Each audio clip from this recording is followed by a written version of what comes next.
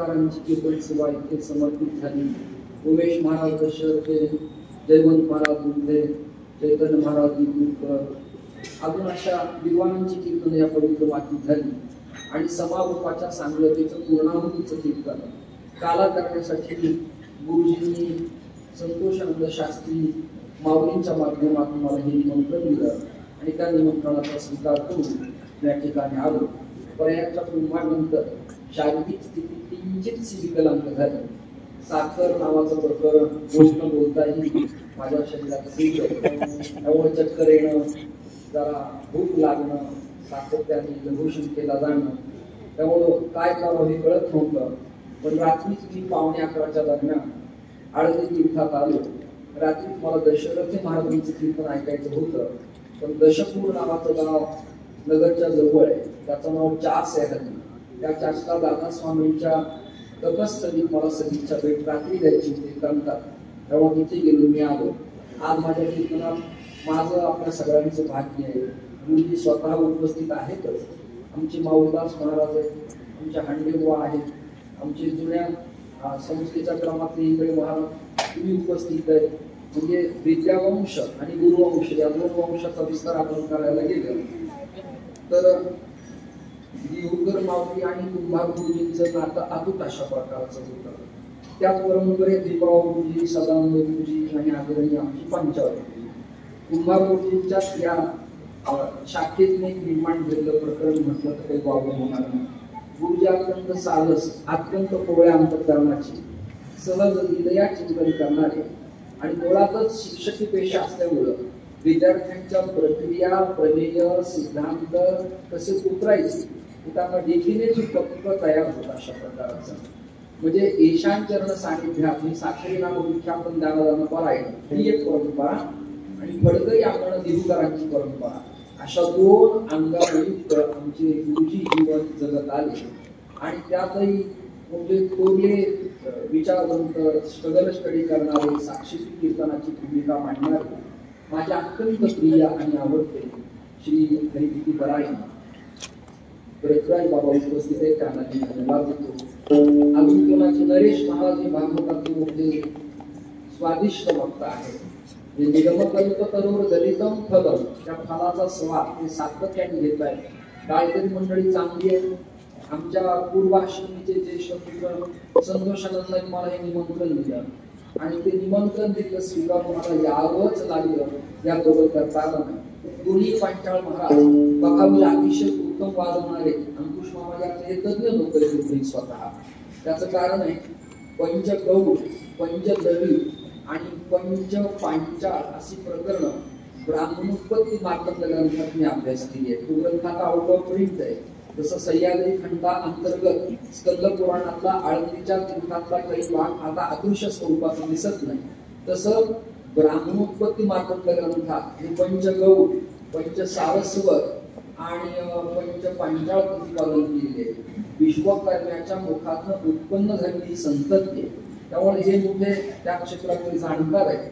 कला आणि कुसरी या दोन गोष्टीचं चिंतन करताना काळा थोड ढोबळ कोण आहे आणि कुसरी हा बारका. त्यामुळं भिडनग वाजवताना, हिरकिट वाजवताना जे दिलंय ते वाजव हे ढोबळ कोण आहे. पण त्यातही आपल्या हाताचा अंदाज, चपलकपण आणि गायकाला त्रास नव्हता वाजवण्याला ठेका ही कुसरी. या दोन गोष्टी त्या दोघांना करतात. कॅमेरावाले भिन्न भिन्न युट्यूब चॅनलचे त्यांना मी धन्यवाद देतो. स्पीकर वाल्याला 4 दिवसात तुम्ही एकटाच असा बोलतो की आवाज कमी कर, आवाज कमी कर. मी बाबा रोज कीर्तनात लोकांना सांगतो आवाज वाढवण्यापेक्षा जाताना वाढवावे. आवाज वाढवून काय मिळणार आहे मला सांगा. आपला आवाज एवढा खूप झाला, या पॅरामीटरला, स्केलला, कानाला अपेक्षित आवाज आहे. यापेक्षा पकवाट्याचा आघातही अधिक नसावा आणि वक्त्याचं किंचाळणं ओशाळणं तर मोठ्याने नसावं. एवढं मापक असलं तर पुष्कळ आहे. आजचा अभंग गवळण थोडी अपरिचित आहे लोकांच्या. श्रीमंत निवृत्तीनाथ दादांच्या गाथेतल्या बालक्रीडा प्रकरणातलं हे चिंतन मी आज काल्याच्या प्रसंगाला सेवेसाठी माऊलींच्या दरबारात निर्माण केलेलं, स्वतः निवडलेलं आहे. जरा त्रासदायकच प्रकरण आहे. कारण माझ्यापेक्षा माझं वय जरी वाढलं तरी विद्वान माझ्यापेक्षा मोठे आणि विद्वानाला पूज्य मानावा असा एक नियम आहे. आपल्या वयापेक्षा आपल्यापेक्षा पण चपलत वाजवणारा असेल, उत्तम म्हणणारा असेल, ज्याला अभंगाची भूमिका कळली आहे, ज्याला अंग कळले, लिंग कळले, तोंड कळले, समांतरण्यास कळले, दिंडी कळली आहे, ज्यांना आघात कळले त्यांच्याकडनं ऐकावं. यातलं मला बऱ्यापैकी अजून काहीही कळलेलं नाही. तरी सुद्धा तुमच्या सगळ्यांच्या असीम कृपेनं मी निवडलेला अभंग आणि त्या बोलणीला कसे पैलू पाडता येतील त्याचा प्रयास आणि प्रयत्न करणार आहे. सुरुवातच करू, वेळ वाया निवडतच नाही. उपजे ते मरे. आता इथं दोन चिंतन करता येतील. आपल्याकडे चिंतन करताना काही मतवादी असेल, बऱ्याच लोकांना सांख्य शास्त्राचे विचारवंत आणि नास्तिक मतवादी याचा भेदच कळत नाही. नास्तिक स्वतंत्र आहे आणि चार वाक स्वतंत्र आहे. यावत जीवन सुखं जीवे ऋणं कृत्वा धृतं दिवे भस्मीभूतस्य देहस्य षष्टी तत्पुरुष पुनरागमनं कुतः. आमचं म्हणणं आहे गेले की मेले, कोणा काही शिल्लक राहत नाही. हौस करा, मौज करा, मजा करा, कर्ज काढा, घृत पिया, दिवाळी करा. हे चार वाकांचं मत आहे. वाक म्हणजे वाणी. चार जण एकाच बाजूला उभा राहून हजारोला पूर्ण उडतात, त्याचं नाव चार वाक. हे मत आहे. हा काही सिद्धांत नाही, ते काही वैदांतिक सूत्र परिभाषा नाही, हे त्यांचं मत आहे. बौद्ध हे सर्वं क्षणिकं क्षणिकं जगत एक मत आहे. त्याच्यानंतर जैनांचं एक मत आहे. प्रत्येकाची पिंडे पिंडे मत भिन्ना पुण्य पुण्य नवम वयाहा. प्रत्येकाची मतभिन्नता वेगवेगळी असू शकते. भागवताची सुबोधिनी लिहिताना भगवानचं मत वेगळं आहे, अखंडानंदांचं मत वेगळं आहे, काशिकानंदांचं मत वेगळं आहे. प्रत्येकाची मत वेगळी वेगळी आहेत. अर्थात त्यातनं निकष काढून आपल्याला काय घ्यायचं हे आपण स्वतः ठरवावं लागतं. प्रत्येक गुरुजनाकडे गेलं की एका अभंगाचे गुरु वेगळ्या वेगळ्या आणि त्यांना कळले ते सांगतात. पण अंतिम टप्प्यात आपण काय करायचं हे आपणच निवडावं लागतं. त्याविना पर्याय शिल्लक राहत नाही. मुद्दा असा आहे, हे चार वाकाचं मत तुमच्या समोर मांडलं. दुसरे एक मत असं आहे की ते शंकर मताला प्रचिन्न छुपा हुआ बौद्ध मत कहलाते है, असं इस्कॉनवाल्याचं मत आहे. त्यांचं ते मत आहे. श्री कृष्ण चैतन्य प्रभू नित्यानंद, श्री अद्वैत गदाधर, वासादी गौर भक्तवृंद हे त्यांचे आचार्य आहेत. आणि ते कधी संत उपनिषदातला हरे कृष्ण कृष्ण कृष्ण हरे हरे राम राम राम हरे हरे हा जप करतात. त्यांचं मत आहे की कळत न कळत बौद्धांचं जे मत आहे ते शंकराचार्याचं मत आहे. छिपा हुआ पश्चिम बौद्ध मत कहलाते है, असं त्यांचं मत आहे. प्रत्येकाची मत आहे. वल्लभांचं मत आहे, रामानुजांचं मत आहे, रामानंदांचं मत आहे, विष्णू स्वामींचं एक स्वतंत्र मत आहे, निंबार्काचार्यांचं एक मत आहे. वारकरी संप्रदायात समन्वय वाटे आहे. त्यामुळे त्यांनी कोणाचं कितपत घ्यावं हे ठरवलं आणि ते घेऊनच हा संप्रदाय सागरासारखा व्यापक चिरस्थित अखंड अव्याहत निरंतर टिकणारा ठरला. त्याचं कारणच भूमिका मुळात समन्वयाची. रामानुज कुठपर्यंत मांडायचे, शंकराचार्य कुठपर्यंत मांडायचे आणि नाथ पंथाच्या काश्मीरी शैवागमनाच्या शंभवाद्वैताला कुठपर्यंत स्वीकारायचे हे आपल्या संप्रदायाने पक्क ठरवल्यामुळं आपल्या इतका पवित्र बेस अन्यत्र पाहायला मिळत नाही. असो या विधानाबद्दल क्षम्यताम परमेश्वर. ही प्रत्येकाची मत आहे. डार्विन नावाचा एक अभ्यासक आहे, त्याच्यानंतर पुन्हा हेरिटेज नावाचा एक तत्ववेत्त आहे, त्याच्यानंतर शेक्सपियर एक नाटक करताय, एक लॉन्ग फेलो नावाचं तत्ववेत्त आहे, एक आस्वादी गार्डन नावाचं तत्ववेत्त आहे. म्हणजे या सगळ्या पाश्चात्य तत्ववेत्त्यांची भिन्न भिन्न मत आहे आणि त्या मतानुसार मला थोडं पाणी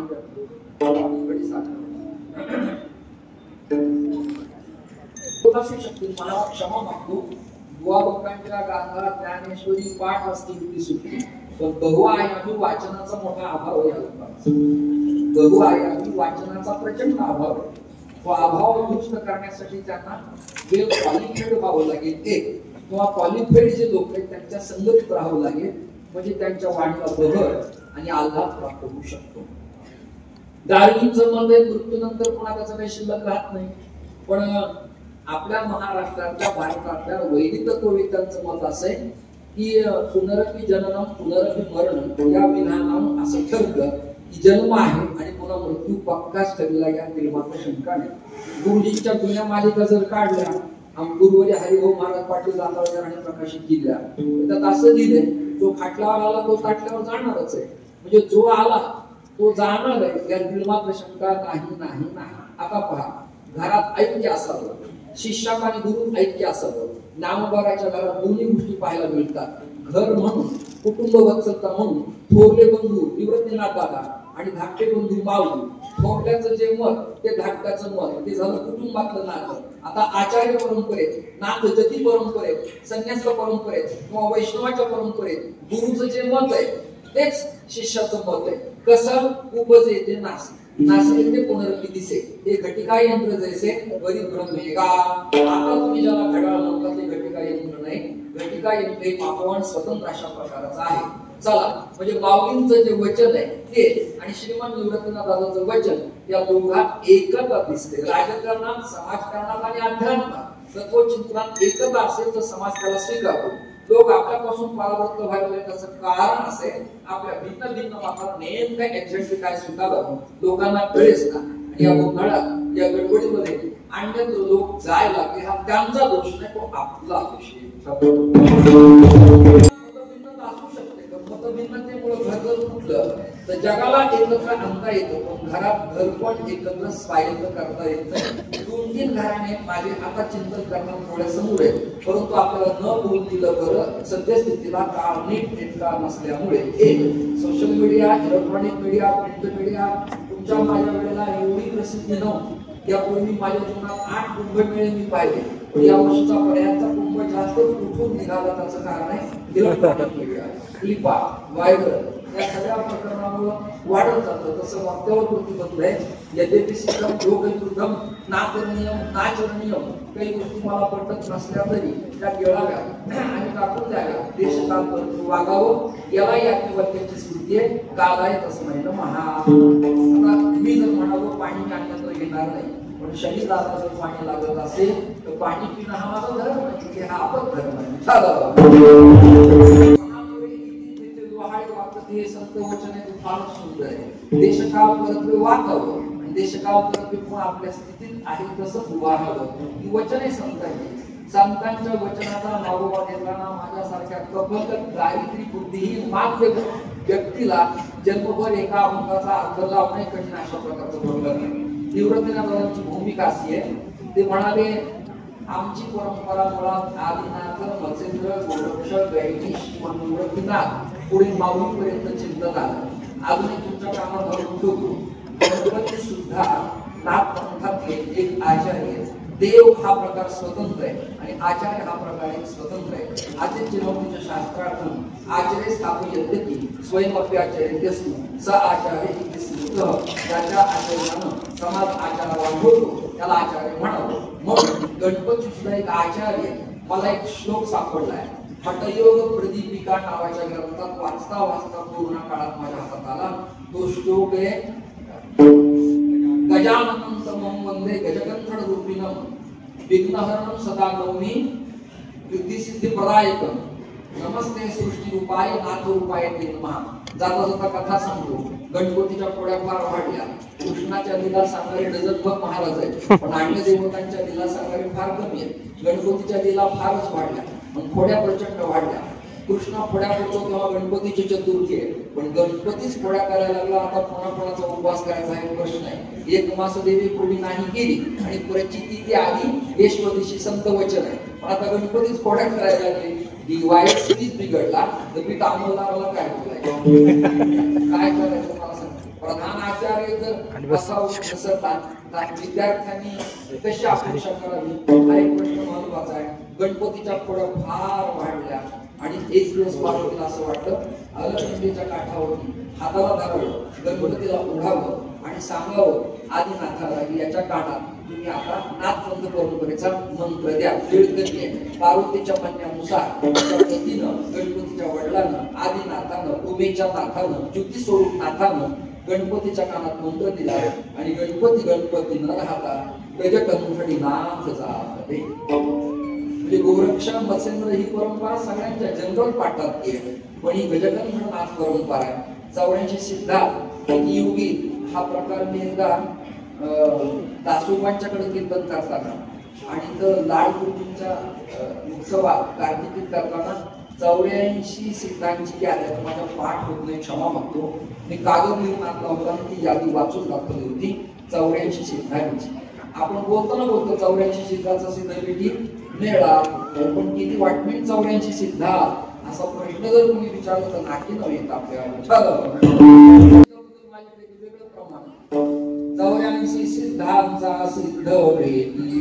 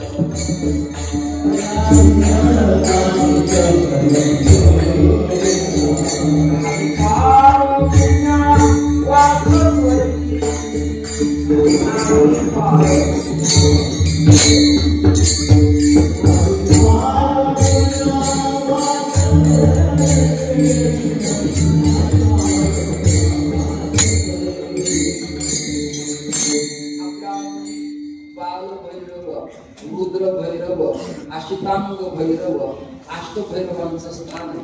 इंद्रायणीकडे जाताना उजव्या हाताला जिथे गुरु बांधव याची पूजा करतात तिथं अष्टभैरवांचं स्थान आहे।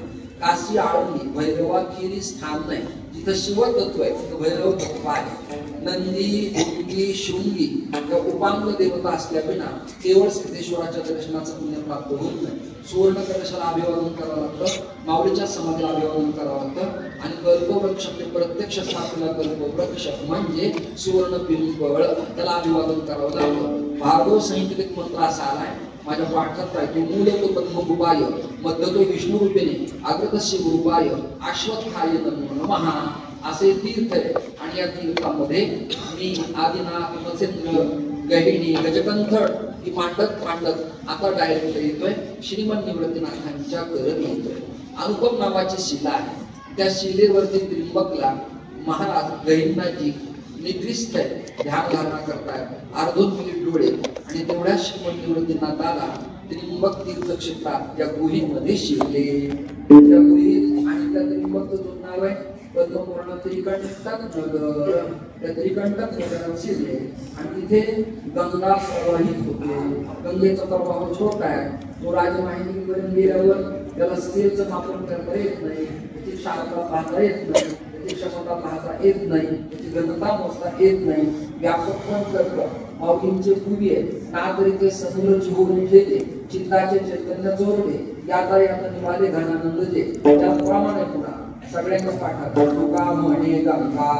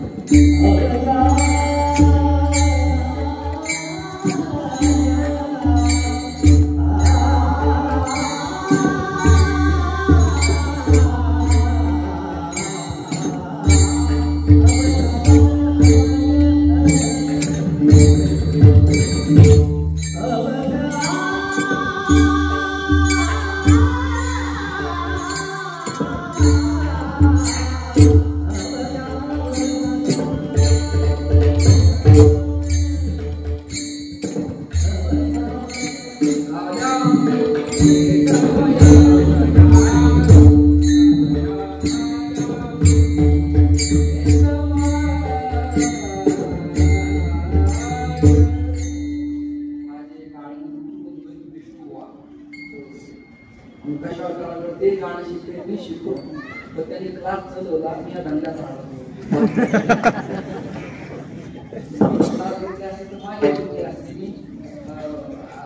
बडा ख्याल करून गेलो होतो स्वतः त्यामध्ये खया लक्षपूर्वक गाडणे बाकी ती परंपरा मला चांगला आठवतो.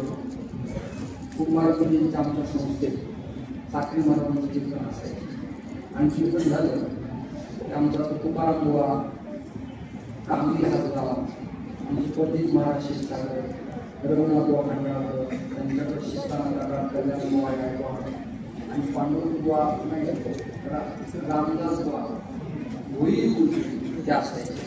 त्याच्या सूर्यकांत बुवा रात्र भजनाची लयरूप स्वीकारता असायची. दोन्हीकर बुवा डोंगरी तुमची वैद्य बुवा अभ्यास बुवा उद्या जगन्नाथ अण्णा पवार वाचस्पती आमच्या मराठवाड्याचे तर प्रल्हाद शास्त्री दैवकर विवेकानंद स्वामी महाराज नथुसिंग बाबा एवढी मोठी माणसं भजन आणि वैराग्याच्या बाबतीत आणि तर्कसंग्रहाच्या बाबतीत बोलवते जयराम महाराज आणि लय स्वर ताल म्हणजे प्रेझेंटेशन कसं करावं भावगोळ कसं करावं शुद्धता अंतर्गत कसं करावं सदानंद आणि बृहत प्रस्थान करायच्या बाबतीत ज्यांनी आता बोलला गुरुवर्य सध्याची त्यांच्या जीवनात तारणं की कारणं ते कधी चुकलंच. अत्यंत स्वच्छ प्रतिभा संपन्न महापुरुष दुर्दैव असते राजकारणात समाजकारणात आणि संप्रदायात ज्ञाता मनुष्य माणसाला फार हुशार वाजवायला चांगले मिळाले ते ठिकाणी एवढं देतात वाजवतच नाही. तुला काही स्वतंत्र सोलो नाही बाबा. तुझा स्वतंत्र स्टेज प्रोग्राम असेल तर तू मालक आहे. आता तू खूप आहेस व्हाईस प्रेसिडेंट त्या गोष्टी कळल्या पाहिजे. छान वाजवलं आणि यांनी पण चांगलं म्हटलं. कुणी म्हणेल असं वाटलं होतं पण त्यांना असं वाटलं की महाराजांना वेळ मिळावा म्हणून त्यांनी माझ्यावर खायला माळकऱ्यांना येत नाही असं आपण कधी म्हणायचं नाही. त्यांची म्हणण्याची इच्छा होती पण माझा वेळ वाया जाऊ नये म्हणून ते कदाचित म्हणणे नसावे. काय करावं अवघ्यान झाल्या पूर्वी एक विकार आणि पूर्वी बऱ्याच लोकांचा नवीन पोरांचा हे काम एश क्रोध एश रजोगुण हे सगळे विकार आहेत. आशना पिपासा शोक मोह जरा आणि मृत्यू त्या समाप्त होतात. आता मोह नावाची वृत्ती समाप्त होत नाही आपल्या जीवनामध्ये. आता मला सांगा मोह नावाची वृत्ती जर जीवनात समाप्त होत नाही तर जन्म व्हावा ही इच्छा कधी समाप्त होणार आहे. भावच वाटतो जे संत म्हणला जन्म नको जे संत कोणा म्हणला जन्म हवा. आता इथे प्रश्न असा करायचा आपणच पूर्व पक्ष उत्तर पक्ष करायचं. आपणच शंका निर्माण करायची उत्तरे आपण द्यायचं.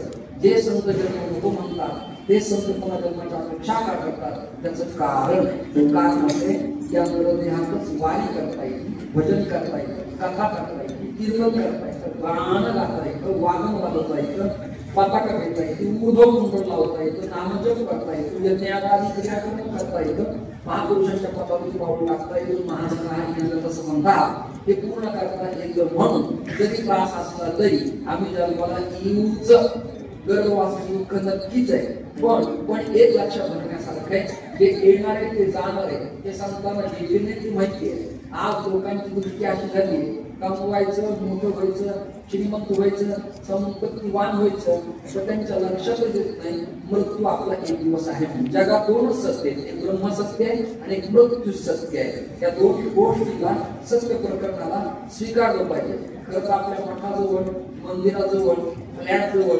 वाहतजवळ वाड्याजवळ सातत्याने नदीचा काठ असावा आणि एक स्मशानभूमी असावी आणि त्या स्मशानभूमीत आपल्या डोळ्यासमोर दिसलं पाहिजे अरे त्यांनी एवढं कमवलं तर त्याला अग्निदाह दिलाय. त्यांनी एवढं कमवलं त्याला भूसमाधी दिली आहे. त्यांनी एवढं कमवलं त्याला जलसमाधी दिली आहे. त्याला एवढं कमवलं गाडी खाली चिराडून मिळालाय आणि त्याला आता अग्नी देत आहे. मृत्यू डोळ्यासमोर सातत्याने असला पाहिजे. म्हणजे मृत्यू सत्य आहे आणि ब्रह्म पण सत्य आहे. श्रोते हो संतांची भूमिका मांडत असताना नाथपंथ परंपरे सुद्धा निवृत्तीनाथ दादानी गहिनाथांच्याकडनं जे ऐकलं श्रवण केलं ते असंच आहे की जे आलं त्याला जावं लागतं आणि जे केलं त्याला यावं लागतं. निवडलेल्या अभंग प्रकरणीचं पहिलं चरण.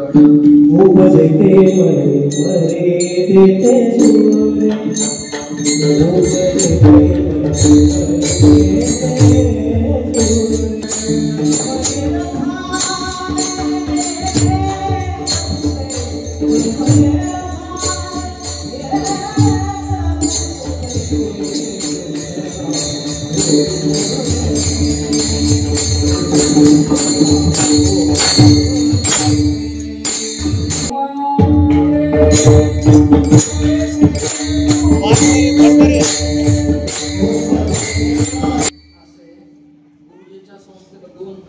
विद्यावंश क्रम आहे आणि उपासना एक क्रम आहे. उपासना म्हणजे फडकऱ्याच्या अंगानं देहूकारांच्याकडनं आलेल्या चाली, त्या चाली मग आपण म्हणायची आणि विद्यावंशाच्या दृष्टीने चिंतन करायचं. अशा दोन भूमिका आहेत. वेळ आपला खूप कमी आहे. उपजते मरे हे पक्क ठरलं. आतापर्यंत जिल्हा मी जो भांडवल आहे, चिंतन आहे, बरोबर आहे, मांडली कथा असा आहे. उपजते मरे मरे तेथे जुळे. इथं मात्र काय करायची चिंतन आहे. मरे तेथे कैसे जुळे मरे ते मरे पुन्हा कसं काय जुळे त्याचं कारण आहे. कारण देह, लिंग देह, सूक्ष्म देह आणि स्थूल देह. देहाचे प्रकार एवढे. सूक्ष्म देह दिला जातो आणि त्या देहाला श्रीमद भागवताच्या शुकदेवाच्या वचनाप्रमाणे ज्या लग्नांच्या गती आहेत त्या लग्नांच्या गती योगाला लागतात. मग कुणाला कोणता लग्न, कुणाला कोणता लग्न, त्याची क्रिया कशी, त्याचं कर्म कसं, तो कसा वागला, त्यानुसार त्याचं डिपार्टमेंट सोडून अशा प्रकारचा जसं आर्ट करतो, कॉमर्स करतो, सायन्स करतो, त्याची फॅकल्टी स्वतंत्र आहे की नाही. आर्टचा मुलगा जर इंडियन हिस्ट्रीला दिला तो नापास होईल आणि इंडियन हिस्ट्री फिलॉसॉफीचा मुलगा फिलॉसॉफीला टाकला तर नापास होईल आणि केमिस्ट्रीचा जर बायोलॉजीला टाकला तर नापास होईल. तबल्यावाला पकावाल्यावाला परीक्षा एकाच फॉर्ममध्ये होतात पण बऱ्याच शिक्षकांनाही कळत नाही. मी एकदा पकावाल्याची परीक्षा देत होतो. नानासाहेब पानसेंच्या पकावलं गेल्यानंतर माझी परीक्षा पुण्यात ठरली. कशावर सर होते, पाठवून मग उघडे होते. मला त्यांनी विचारलं काय करावं. मला हा तुमचा कायदा चुकीचा आहे. इलाका कळलं पकावल्याचा कायदा नसतो. पकावल्याचा रेल असतो, पकावल्याचा तुकडा असतो, पकावल्याचा चरण असतो, पकावल्याचा गती असते, पंचम सवारी असते.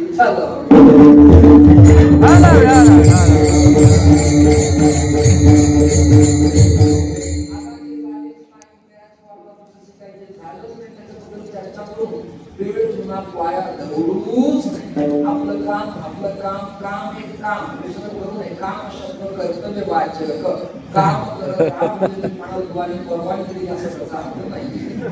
कर्तव्य वाचक आहे. तुम्ही कार्यरत राहा. त्याच्या कुंडाच्या त्याच्या जीवाला भोगावे लागतात. कोणत्या जीवाबद्दल रुपया वेळ वाया घालवत नाही. आदरणी आदरांच्या या स्कॅनिंग करता येईल. स्कॅनिंग फक्त संतांना करता येईल. जसं सिटी स्कॅन केल्यावर विकार करतात, MRI केल्यावर अजून त्याची सूक्ष्मता कळते, ECG केली तर नॉर्मल कळतं, अजून जर एक्सरे केला तर त्यातून अजून काही रोग तात्काळ लक्षात येतात. तसं संतांचे जे कॅमेरे आहेत दृष्टीचे जे दिव्य आहे आणि त्याचं स्कॅनिंग फार पवित्र आणि भारी अशा प्रकारचं आहे. ते म्हणाले मरे ते सूर्य जे जे जीव जसं जसं कर्म करतात तसं तसं त्यांना त्याच्या नरकूटात भोगावंच लागतं. आनंद येईल त्या कारणाने क्रियापत्ती होते ना उभारण्याने तुम्ही नाही त्यांना भोगावंच लागतं. उपजेते मरे मरे ते सूर्य त्यांचा जन्म येतो तसाच वाया जातो. त्यांना काही करता येत नाही. उपजले मेले आईची किती बरेच आणि बरेच गेले. चला आता एक दृष्टांत तुमच्या समोर देतो आणि तो सगळ्यांच्या पाठात आहे. दृष्टांत का सामग्रीन समालोचन परीक्षण निरीक्षण दृष्टांत सिद्धांताची समीक्षा करण्याकरता जी मुक्ती उपयोगात आणला तो दृष्टांत. म्हणजे समजा काळावरती चालले नेमकं काय त्याकरता एक गोष्ट ते दृष्टांत. दृष्टांत असा आहे. जुन्या आमच्या मराठवाड्यात नांदेड, वाशिम, हिंगोली, गेवराई, जालना, बीड, लातूर, उस्मानाबाद या पट्ट्यात पाटलांची वाडी मोठा देवा. देशमुख, पांडे, कुलकर्णी आणि पाटील यांचे मोठे वाडे आणि त्यांच्या वाड्यात ते घड्याळ असायचं मोठं. शिळा लावलेला, सुई लावलेली, कुंतीला अडकवलेलं आणि लंबक असायचं. त्याला लोलक म्हणतात, काही लंबक म्हणतात. स्टीलची पळी असते, टक टक टक टक टक टक तिचं कंटिन्यू चालू, त्याला विश्रांती अजिबात नाही. जसं समृद्धी रस्त्याला आणि पुणे मुंबई रस्त्याला वेळच नाही. हा वडगाव असतं जे काही ओसाड असायचा, आता बापणी लगेपर्यंत गाड्यावरती गाड्या, त्या भूमीला धरतीला त्या धरित्रीला त्या धरेला कुठे उसंतच नाही श्वास घ्यायला. तसं ते घड्याळ सारखं ते लोलत फिरत असायचं. एक दिवस मी त्या घड्याळाचं आत्मचरित्र मीच विचारायला लागलो आणि ते पात्र मी साकारलं. एकांतात पाटलाच्या वाड्यात कीर्तनधाऱ्या विश्रांतीला गेलो, फेटा काढला मुलासर आणि पडलो त्या घड्याळावर गेलो. काय म्हणलं, निवांत सुनीव शांतता आहे, पण टक टक टक आवाज तुला एवढा येतो, तुलाही झोप येत नाही, मलाही झोप येत नाही. मला महाराज एवढ्यापर्यंत आणि जवळ येऊन चौकशी करणारा आतापर्यंत मला कुठे भेटलाच नाही. बरं झालं आला आणि मला गुरुवाढ जवळ घेतलं, त्या वडिलांनी हात लावला. त्यांनी मला प्रश्न विचारला, महाराज तुम्हाला कुठे भेटलंच नाही, मला संन्यास घेतल्यापासून हात कोण आणलं.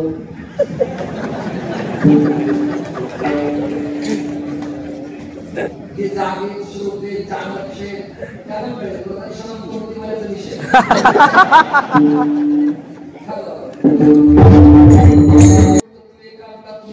तुला जवळ घेतोय. महाराज तुमचा स्पर्श मला आल्हाददायी वाटला, मलाही वाटलं अजूनही या वयात आल्हाददायी याला वाटलं. आणि मग ते घड्याळ म्हणजे चांगलं बोलायला लागले आणि त्याच्याशी बोलले, हे पांढरे काही सतत तुम्ही जाऊ बरीच चर्चा झाली. त्याला मी विचारलं, काय तुझ्या सारख्या परिभ्रमणाच्या सगळ्या फेऱ्या चालू आहे तुझ्या, तुम्हाला एक प्रश्न विचारायचा आहे, वर किती वाजले. तुम्ही जर गांभीर्याने हसणार तर उघड, जसं परिपोष करताना हसणं तिथेच ब्रेक करायचंय. आता पुन्हा गांभीर्य आहे, हे झालं विनोद त्याचं फिरणं वगैरे. तर त्याला विचारायला किती वाजलेत वर. महाराज मी कधी उठून पाहिलंच नाही, माझं मी चालू येणं आणि जाणं, वर किती वाजले मी पाहिलंच नाही. जेव्हा तुम्ही हसू नका, तुमची माझी स्थिती अशीच आहे. आपले किती वाजले आणि किती वाजून किती मिनिटांनी आपला शेवटचा श्वास होणार आहे हे तुम्हाला माहिती. एकदा तरी चुकून पहा. म्हणून विनाकारण एरच घरा चाललेला जाणं पिता कसा राहते मुंबई, मुंबई कसा राहते पुणे, थेट आळंदी, आळंदी ते खेड, खेड ते पुन्हा एखादं भोट नदी शिरू, ही नुसती जाणे येण्याची मरमर चालली. आपल्या जीवनात आपल्या अंतिम टप्प्यात वाजले तरी किती त्याची बाबा एक दिवस संदेशा पाहिजे ते आपल्याकडे होत नाही. उपज येते मरे, मरे येते जुरे, पण त्यांना कळतच नाही जन्म एल झाले एक रूप विनाकारणचा खेळ. पण ज्याच्याशी व्हायला पाहिजे त्याच्याशी जीव एक रूप होत नाही, एक रूप त्याच्याशी व्हायला पाहिजे.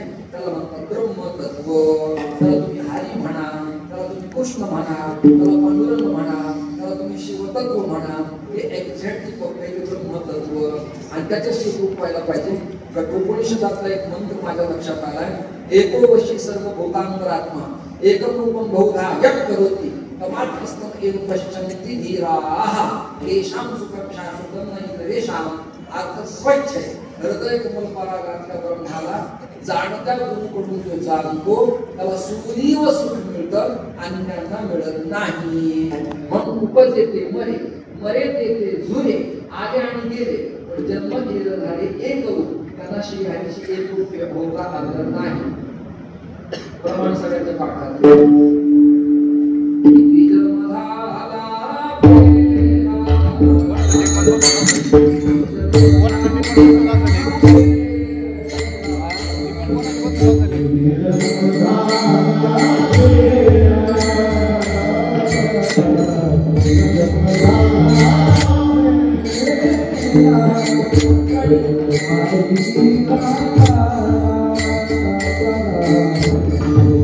Thank you.